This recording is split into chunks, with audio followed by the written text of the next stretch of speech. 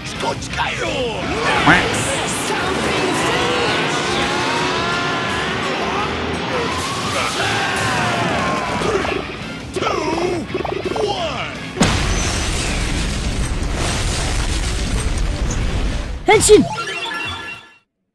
Halo guys, jadi komentarin lagi dikit setelah nonton episode 2 Kamen Rider Revised ya. Jelas masih enjoyable dan merasa ini balik lagi ke zaman era Heisei Phase 2 yang awal-awal. Bener-bener enjoy banget nontonnya ya. Dan lihat banyak sekali kemarin ya respon-respon dan pendapat dari kalian yang kayaknya pada positif semua sama serial Kamen Rider Revised ini. Apalagi pas debutnya kemarin teman-teman. Jadi udah banyak komentarnya, banyak banget bahkan mungkin ribuan. Juga berusaha baca satu-satu dan pendapat kalian itu bener-bener keren banget ya. Jadi ayo lanjut teman-teman. Ada yang nggak kepikiran, kalian tuh kepikiran gitu. Ya udah, teruskan aja pokoknya ya. Tetap positif juga teman-teman. Ya andai nanti series ini ada kekurangan juga ya harus siap kita terima. Ya so far sih sejauh ini ya enjoyable aja gitu ya. Oke, dan sebelumnya teman-teman di sini Anda dapat paketan yang bejibun banget dari RDX Store. Nih, ini Anda dapat case HP ya teman-teman. Banyak banget nih ya. Tuh, terus ini ada yang lagi hype banget ya tuh yang kayak si George teman-teman. Dan kalau kalian penasaran kayak apa nih, ini ada fitur rahasianya, nanti kalian langsung aja cek Instagram Ana teman-teman ya. Ini case-nya sisanya ada fitur rahasianya. Terus juga teman-teman, ini di sini Ana dapat masker juga. Pastinya kalian tahu ya ini masker apa teman-teman ya. Udah pasti tahu ya. Iblis kok pakai masker. Yes, ini adalah maskernya si Vice ya. Nah, seperti ini tuh. Jadi kayak si Vice ya, lucu teman-teman. Dan juga yang paling keren lagi adalah nih, ini adalah kaos dari RDX Store juga. Ini juga ada fitur rahasianya nih. Anda bakal kasih lihat teman-teman fitur rahasianya. Jadi si kaos ini tuh bisa di-scan ya. Jadi menggunakan kayak filter Instagram gitu. Terus nanti di-scan aja teman-teman. Nih, tak kasih lihat ya. Tuh. Jadi kayak timbul gitu. Tuh lihat ya. Wes. Nah, jadi ada efek timbul gitu di HP-nya ya pas kita nge-scan ke si kaosnya. Nah, kalau kalian pengen barang-barang unik ini, silahkan kalian langsung aja kunjungi RDX Store. Terima kasih banyak buat paketannya yang bejibun banget nih RDX Store. Untuk linknya itu ada di deskripsi seperti biasa, teman-teman. Oke, jadi jangan lupa cek. Langsung saja, teman-teman, kita bakal bahas Kamen Rider Revised episode 2 di sini. Jadi opening juga Ana bahasnya nanti teman-teman ya di segmen yang berbeda seperti biasa. Jadi komentar soal openingnya juga enak apa enggak, gimana Gan? Ya nanti juga ya di segmen pas bahas opening, pas breakdown itu ya. Mungkin setelah 3-4 episode ya. Jadi Ana harus seperti kayak merangkum dikit lah ya biar nggak terlalu ngasal juga. Yes, I know ya. Kalian pasti pada penasaran seperti apa, tapi sekali lagi bakalan tak bahas di video yang berbeda di Tokusatsu ya. Jadi soalnya bakal panjang juga. Jujur sangat menarik openingnya karena sepertinya akan banyak misteri ke depannya ya di serial si Revised ini. Lewat openingnya aja gitu. Seriusan. Merinding dikit gitu pas lihat openingnya. Oke, kita bahas aja langsung episode 2. Ternyata markas Phoenix ada di sebuah giant battleship gitu ya. Macam Nursedese ya. Kayak lo di serial Ultraman Trigger itu. Kemarin sempat bertanya-tanya kan, itu di tengah kota apaan, pesawat gede ngambang-gambang. Taunya markas Phoenix itu. Nah, karena aksinya kemarin salah satu komandan Phoenix bernama Hiromi Kadota di sini turun jabatan. Siapa sih dia?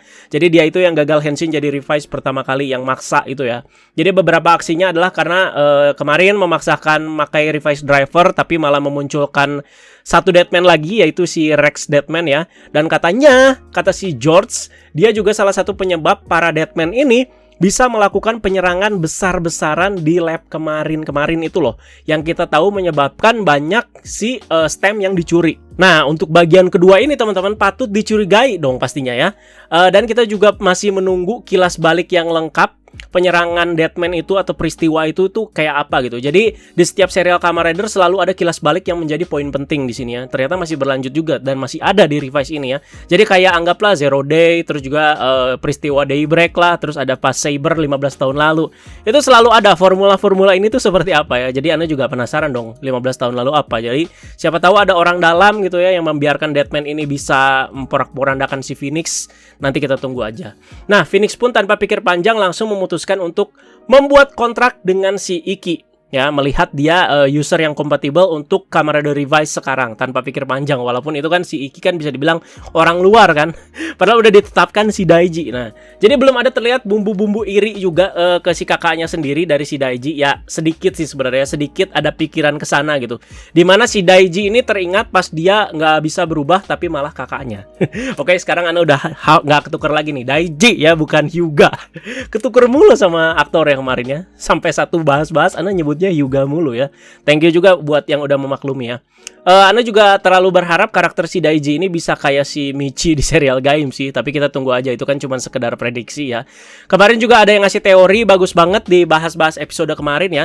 Jadi walau terlihat bercanda dan terlihat seperti akrab banget keluarga si Iki ini, tapi kayaknya, atau yang Ana tangkep kan, mereka tuh gak akrab-akrab amat, katanya sih gitu. Siapa tuh yang komennya kemarin ya? Coba ngacung ya. Itu bagus banget pas Ana baca. Jadi dari si Daiji yang gak mengakui keluarganya pas upacara, katanya kan pas ribut gitu kan, itu keluarga lu, bukan keluarga gua. Jadi di saat itu Ana juga mikir, ya cuman bercanda paling dia kan, cuman buat menghindari situasi itu gitu. Jadi dia bercanda, bukan keluarga gua. Jadi kayak misalkan kita tuh melakukan hal konyol kayak, bukan temen gua ya lu gitu loh, ngerti kan ya. Jadi kayak cuman buat bercanda aja gitu, tapi dikesenambungkan dengan perkataan-perkataan lain yang kecil-kecil.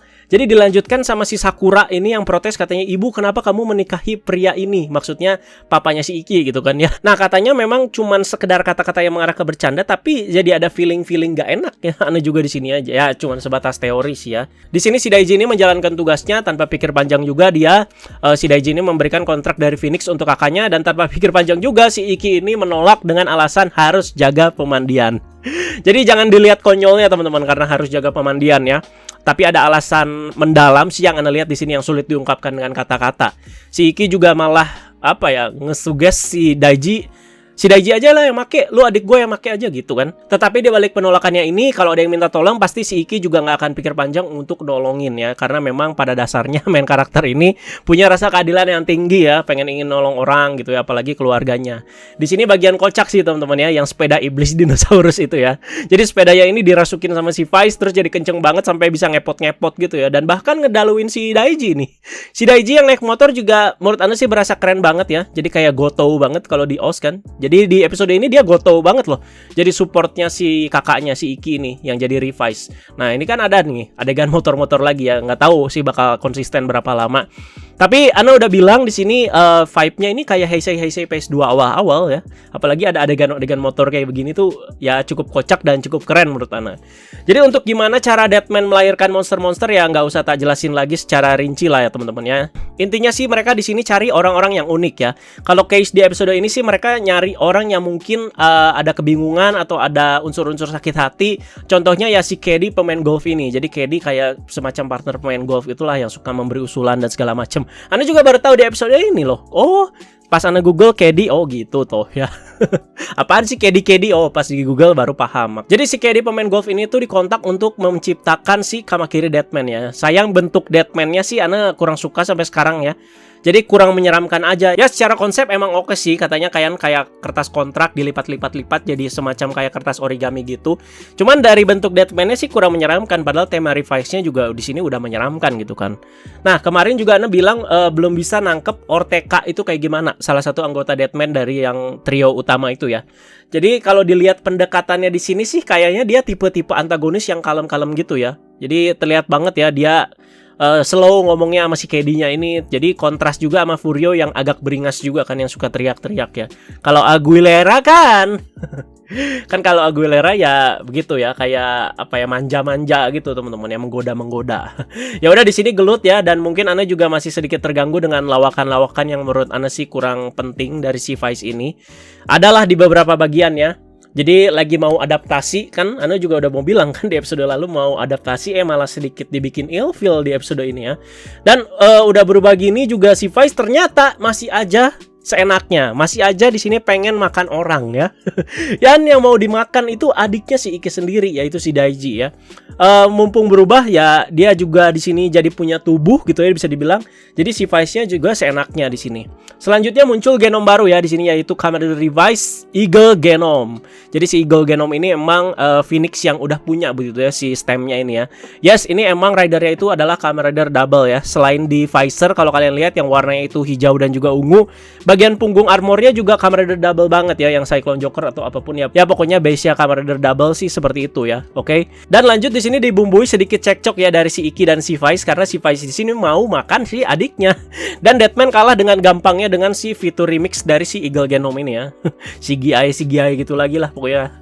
Jadi awal-awal emang pasti pada gampang kalah di sini Deadman-nya ya. Jadi kayak ya pasti dengan maksud di sini ya, untuk episode awal gampang kalahnya itu untuk jadi unjuk kekuatan dari si Revise ini gitu. Jadi kita diperkenalkan gitu. Jadi kalau ada ketakutan akan repetitif ya, seperti yang Anda bilang di situ ya, lebih baik dikembangkan konflik internalnya gitu. Dan episode ini sih menurut Anda sudah memenuhi kriteria ya soal konflik internal itu. Jadi nggak cuma Deadman ini aja, tapi di episode ini tuh muncul 2 Deadman teman-teman. Ya, jadi si KD tadi udah kalah, sekarang pemain golfnya munculin Megalodon Deadman. Jadi ras banget gak sih gitu. Nah karena perbuatan si Vice tadi, si Iki ini marah kan. Masih marah dia. Henshin cuman buat ngegebukin si Vice ya doang ya. Henshin di rumah pak, buat digebuk di kamar mandi. Dan ngasih beltnya balik ke si Daiji. Katanya udahlah gua gak berhak pakai ini. Dan nekatnya di sini si Iki ini mau nyelamatin orang-orang dengan tangannya sendiri.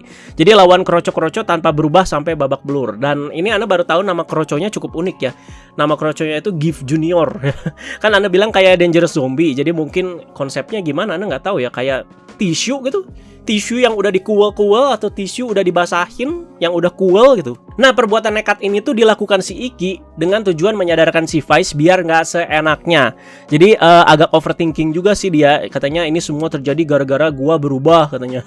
Padahal kan itu si Vice aja yang seenaknya kan ya. Jadi nggak usah sampai nyalahin diri sendiri juga gitu. Jadi gara-gara si Vice juga si pemain golf tuh bikin kontrak juga kan di sini ya. Jadi muncul si Megalodon. Soalnya di sini si Vice juga bilang melakukan perjanjian dengan iblis itu menyenangkan loh. Nah itu dia. Makanya jadi terpancing. Jadi bikin si Deadman baru di sini ya.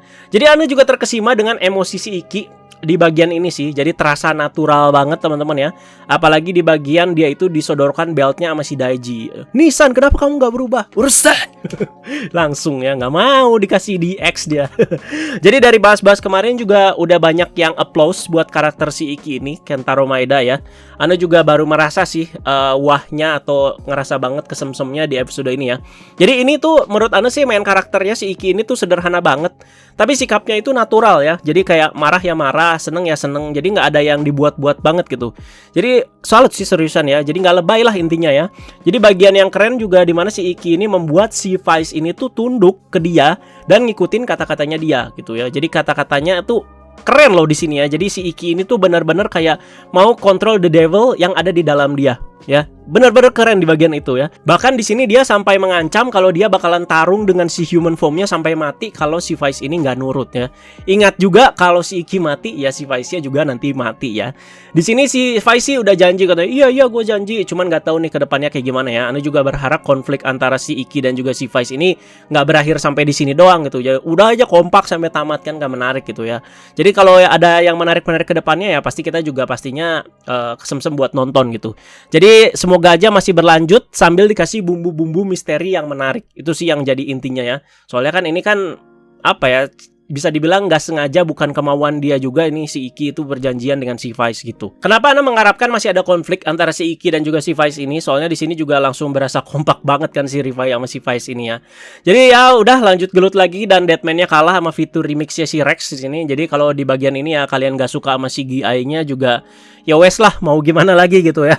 Ya udahlah gitu. Makanya fight-nya juga Anda nggak terlalu banyak bahas di sini ya, kecuali ada yang unik gitu.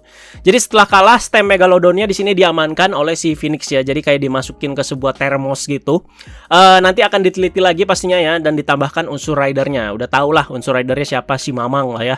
Baru nanti dipakai sama si Revise dan juga si Vice. Sementara orang yang berinteraksi dengan si Deadman terus dikasih stem dan melakukan kontrak atau perjanjian dengan si iblis itu tadi akan langsung direhabilitasi oleh Phoenix juga ya. Udah kayak pecandu aja Pak di rehab ya.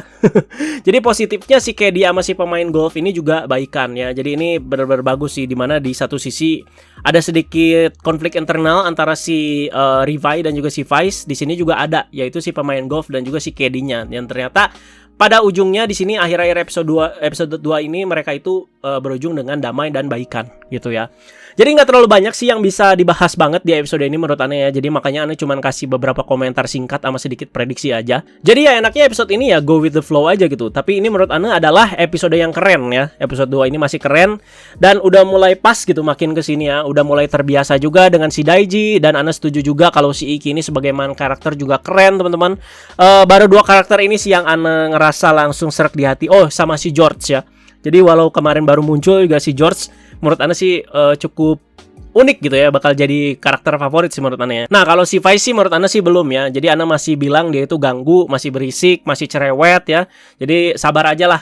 Sekali lagi kan masih adaptasi ya. Ane kan masih adaptasi dengan lawakan-lawakan dia yang seperti itu gitu. Jadi masih menunggu karakter-karakter lain juga dengan keunikan dan juga konflik-konfliknya ya. Jadi ya yang Aguilera seperti yang Ane bilang juga nggak muncul banyak di episode ini. George juga sedikit muncul di episode ini, tapi menurut Ane sih sangat berpotensi menarik karakternya ini ya. Semoga nggak jadi rider udah gitu aja jadi ilmuwan ya. Jadi episode minggu depan teman-teman ada Sakura Igarashi ini ya. Jadi bakal menarik teman-teman karena akhirnya heroin kita satu ini dapat porsi juga ya. Jadi sekali lagi inget, porsi heroin itu ada di Sakura Igarashi, sementara antagonisnya itu si Aguilera ya. Masih menantilah peran-peran seperti apa yang si Sakura Igarashi ini hadirkan ke dalam serial Kamen Rider Revice ini teman-teman ya. Soalnya dia kan tipenya itu strong heroin gitu kan, bisa karate gitu. Dan muncul juga Mammoth Genome ya, yang base-nya itu adalah Kamen Rider DNO. Oke. Ya udah seperti itu aja teman-teman untuk bahas-bahas Kamen Rider Revice episode 2. Silahkan tambahkan aja kalau ada pendapat dan juga prediksi atau apapun di kolom komentar bawah. Seperti biasa teman-teman, Anda jujur luar biasa, kalian makin pinter, Anda juga makin jadi termotivasi untuk jadi lebih baik lagi. Thank you teman-teman untuk setiap pendapat-pendapatnya di setiap episode bahas-bahas juga, luar biasa pokoknya teman-teman ya. Dan juga untuk Revice Driver nih, mohon maaf ya, harus diingetin terus. Jadi mohon maaf juga, Anda cuma bisa bilang di sini sabar dan juga sabar, sabar dan juga sabar ya. Jadi di sini Anda masih baik-baik ngasih taunya. Jadi barangnya itu lagi OTW ya. Kalau lagi OTW Anda sendiri juga nggak bisa apa-apa. Mau diapain gitu lagi OTW ya. Jadi kan Anda juga bukan Dr. Strange kan di gitu-gitu terus diambil barangnya, ya nggak mungkin lah ya. Jadi cuma bisa sabar di sini juga ya. Sabarlah teman-teman ya. Pokoknya barangnya Anda udah beli, sekarang lagi OTW, oke teman-teman ya. Jadi ditunggu aja lah. Nanti pokoknya Anda janji untuk unboxingnya bakal sekeren dan semeriah mungkin seperti biasa, oke, dan sedetail mungkin pastinya. Terima kasih banyak teman-teman. Teman-teman jangan lupa like, share dan juga subscribe. Follow Instagram Anda di @rezaalexandre dan juga di @aganreza plus, dan juga Anda ada TikTok sekarang di @rezaalexandre juga. Tapi tenang aja, TikTok Anda itu bukan buat joget-joget gitu Pak ya. Anda juga jijik Pak yang kayak begitu. Jadi konten TikTok Anda tuh lebih ya kayak gini, nyampein info-info Kamen Rider, pamer-pamer koleksi dan segala macem ya. Kalau misalkan kalian ada akun TikTok juga boleh di-follow lah teman-teman ya. Jadi bukan buat joget-joget nggak jelas Pak. Terima kasih banyak teman-teman, sekali lagi stay safe dan juga stay healthy. Bye-bye.